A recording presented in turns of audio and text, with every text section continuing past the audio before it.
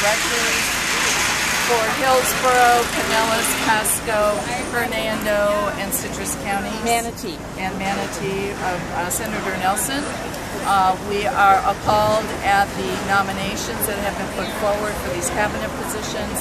We want Senator Nelson and other Democratic leaders and representatives to know there's a huge coalition of people that have their back.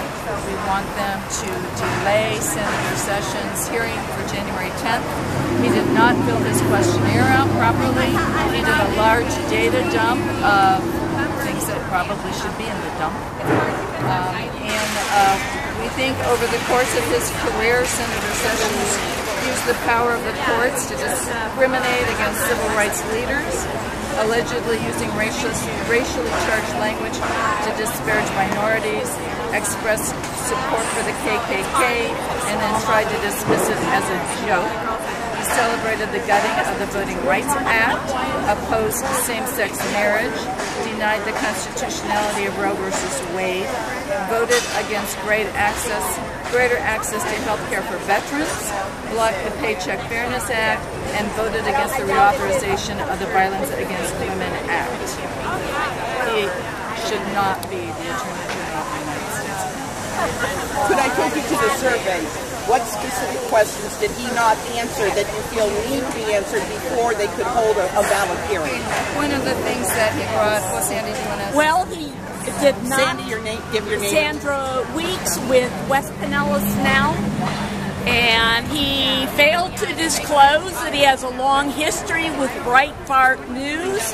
In fact, going so far as to have weekly Friday afternoon happy hours with the Breitbart News reporting staff.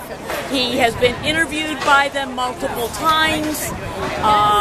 Steve Bannon has called him a leading light of the white nationalist movement in this country.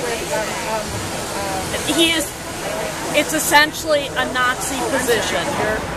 None of this was disclosed. He did not disclose multiple parts of his employment history, including when he was an Attorney General for the state of Alabama and took civil rights leaders to court, charging them with illegal voting rights tampering.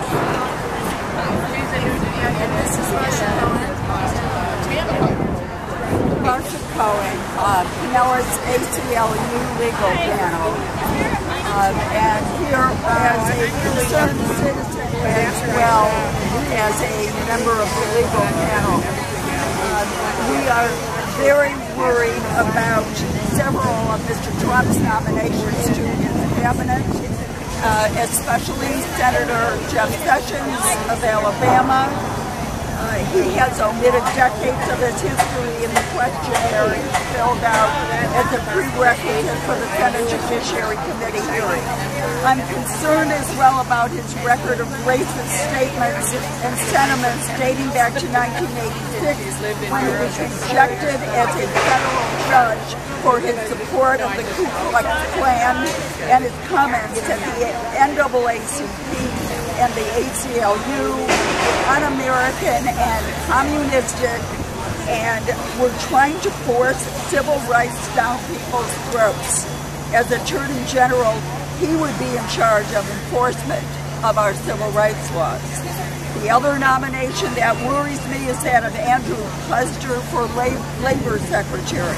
Mr. Puster is on record as opposing many of the laws he would be charged with enforcing in the Department of Labor, chiefly wage and hour laws of the Fair Labor Standards Act.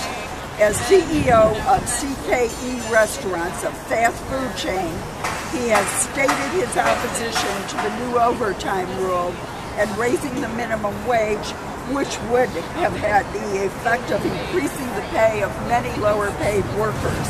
His company's ads often feature scantily clad women, and he has commented that he likes beautiful women eating burgers in bikinis.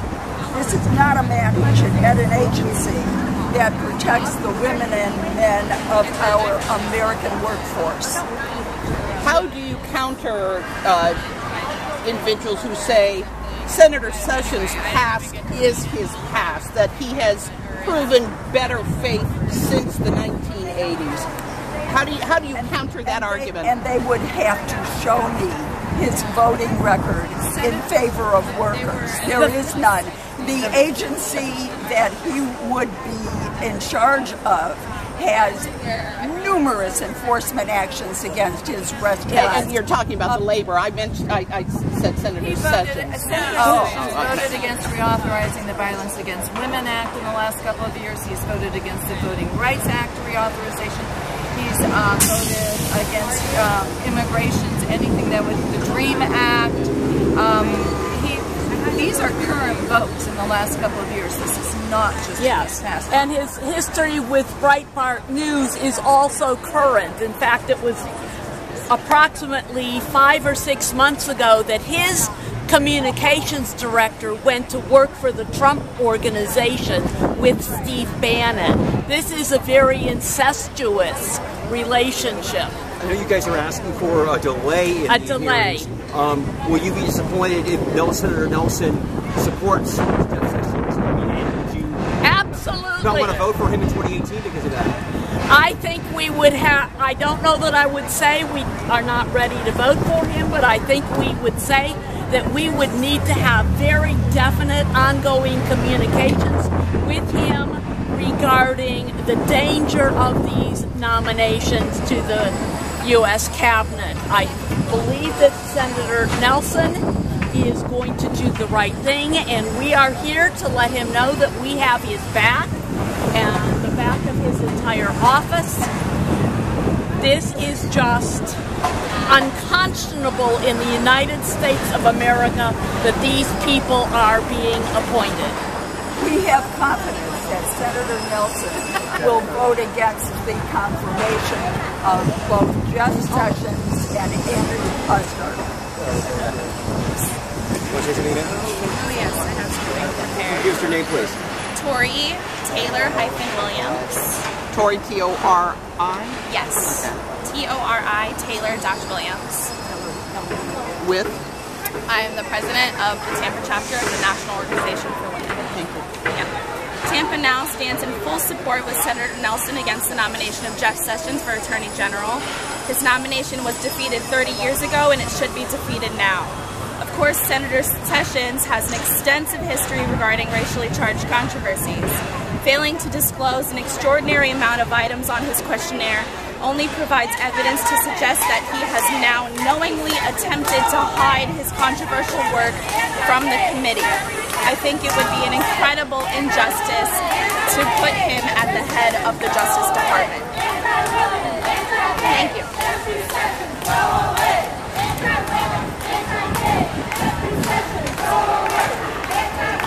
I'm wondering who all was up there, what kind of reception did you get, and more importantly, Senator Nelson isn't even on the Judiciary Committee, so his only vote will be in the final passage. What else are you willing to do? I know that there are ACLU or NAACP members who sat in yesterday in Alabama. I mean, are these organizations willing to do sittings to become We are marching in Washington, D.C. on January 21st. And Lisa Perry is the captain out of St. Pete. She's got over 300 women. Pinellas County, Hernando, Pasco, and I'm working with Marina Welch from Hillsborough County. We've got 4 buses leaving from St. Pete going to D.C. and I think 2 from Hillsborough. So we're willing to sit in, march, come back by January 21st. It's just the start of our action. You said 300. Roughly on the buses. That's just but that doesn't include the people right. I'm flying on. Exactly. That's just the buses. My group is about 1,200 right now currently of active women. So.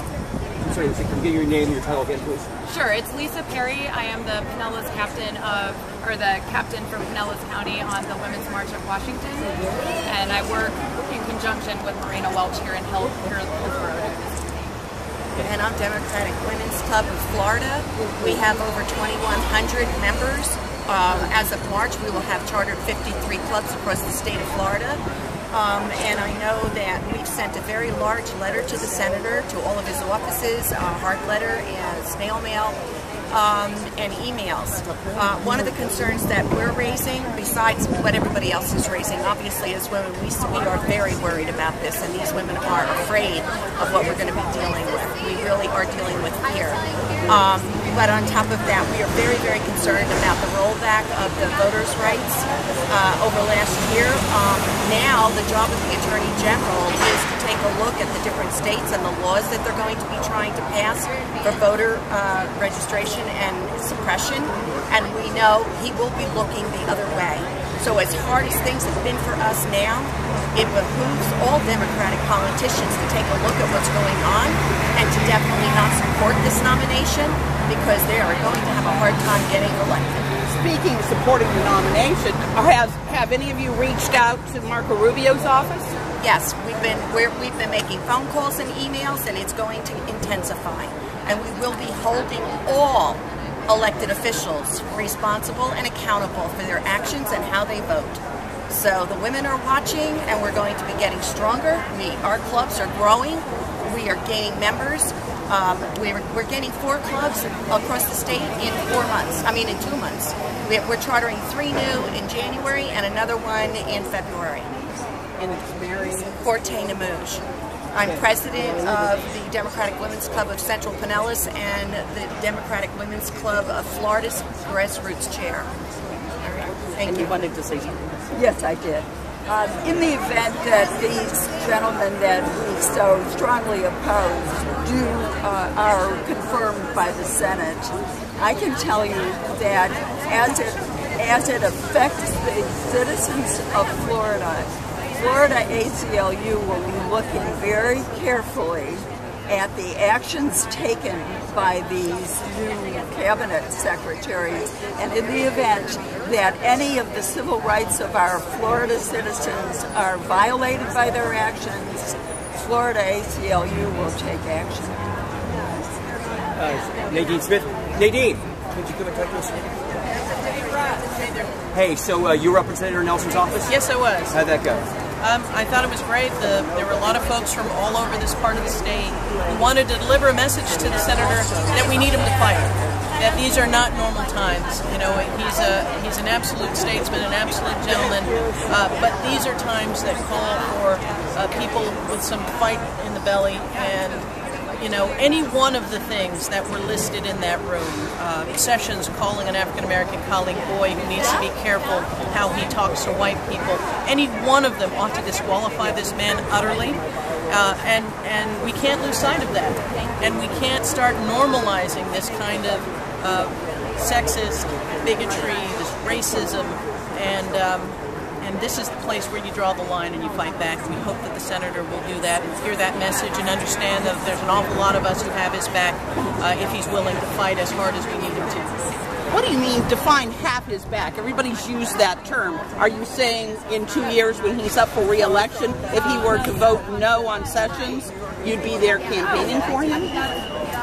Well, I think that's part of it, absolutely. This is going to be an election where the decisions that get made right now have a huge rippling impact. I mean, for example, we have been fighting to ensure that people are able to vote, and we are up against a party that has made it a part of their strategy to suppress votes, in particular to suppress votes among African Americans, among Hispanics, among poor people, and the elderly. And when you have that kind of scenario, it's democracy that's at stake. The decisions that get made right now may end up deciding the 2018 election. So I don't just mean that we will have the back of those legislators of any party that stand up right now and demand a thorough vetting, demand the disclosure of tax returns, demand that any nominee actually fill out the questionnaires and answer the questions that are being put to them.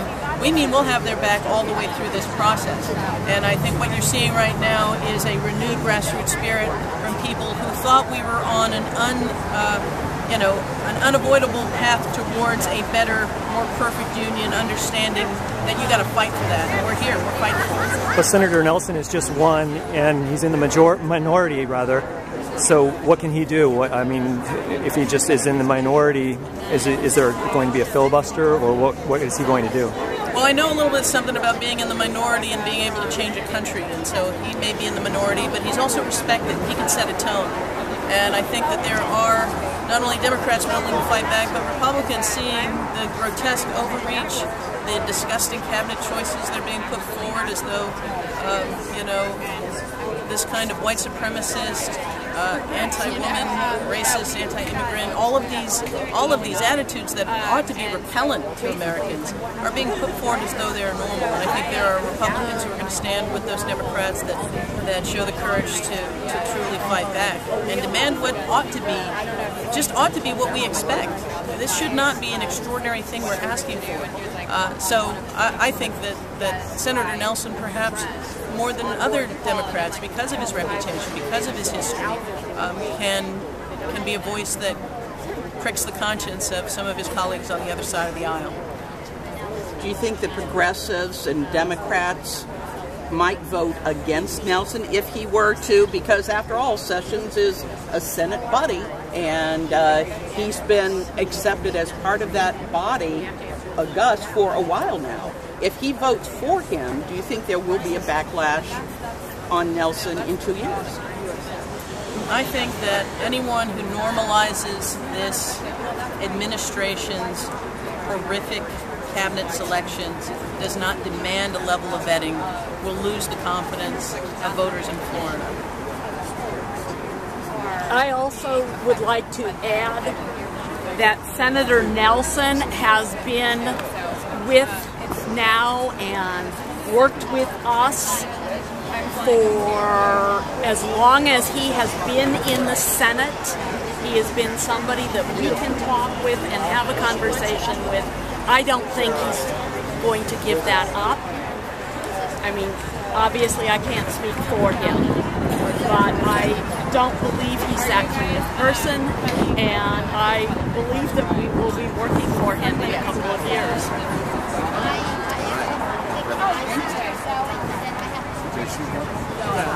Okay, hang on one second. Hi, I'm Elaine Tugneri. I'm the president of the Pasco National Organization for Women.